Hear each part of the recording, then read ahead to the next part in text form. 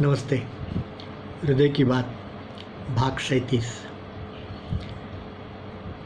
शांति की खोज में नया कदम। आज भी एक कहानी सुनाने जा रहा हूँ।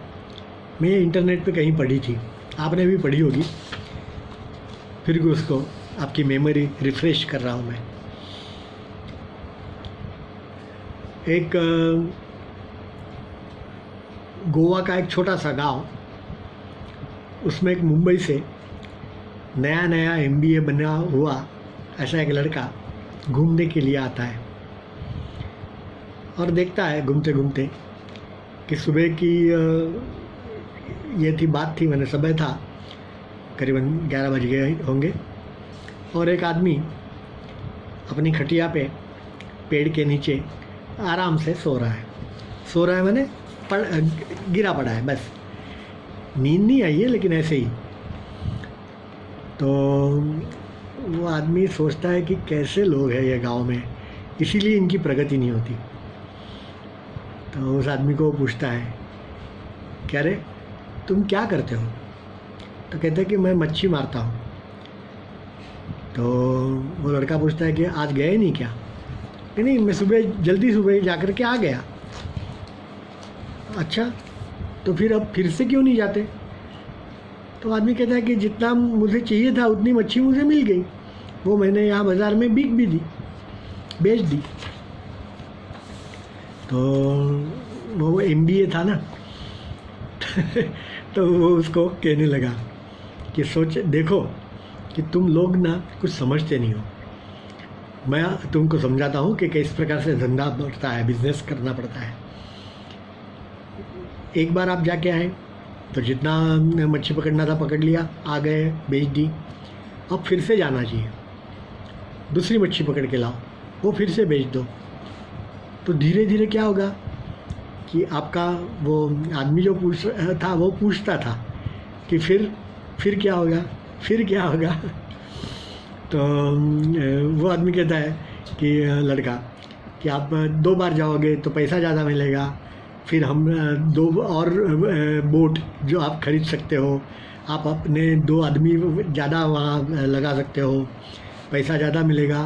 तो आप मुंबई में आकर के एक अच्छी ऑफिस रख सकते हो और उस ऑफिस में बैठ कर के अच्छा काम करके और ये पैसा बहुत कमाओगे। फिर वो आदमी ऐसे ही पूछता था, फिर तो वो कहता है, लड़का कहता है कि फिर क्या, कि आप अपने बुढ़ापे में अच्छी तरह से किसी एक गांव में एक छोटा सा अच्छा फार्म हाउस लेकर के और वहाँ रहिए।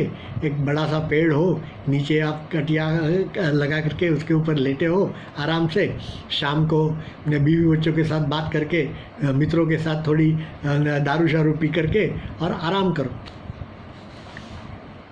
तो ये सारा सुनने के बाद वो आदमी कहता है कि भाई अभी भी मैं यही कर रहा हूँ, आराम कर रहा हूँ, पेड़ के नीचे हूँ, मेरा अपना ये फार्म जो है उसके ऊपर ही मकान है, आराम से लेटा हूँ।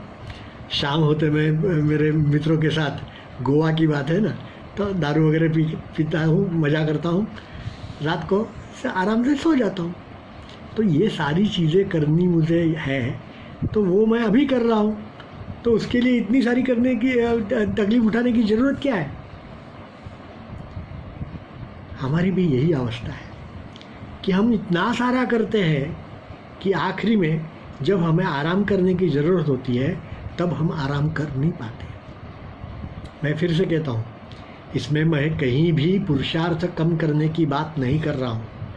मैं सिर्फ इतना ही कहता हूँ कि हम हमारी सीमाएं तय करें। हमें यदि आराम करना है तो उसके लिए जो कुछ भी ज़रूरी है उस हिसाब से हम काम करें। अभी से हम इतना काम करते हैं, एक तो समय दे नहीं पाते हमारे परिवार के लिए, हमारे खुद के लिए समय नहीं दे पाते, हमारा खुद का स्वास्थ्य बिगाड़ देते हैं। और ये सारा होने के बाद जब कभी भी समय, पैसा, सारी चीज़ें होती है तब हमारा स्वास्थ्य हमें साथ नहीं देता। सोचिए, शायद कुछ लोगों को ये पसंद नहीं आए, फिर भी एक नया विचार। धन्यवाद।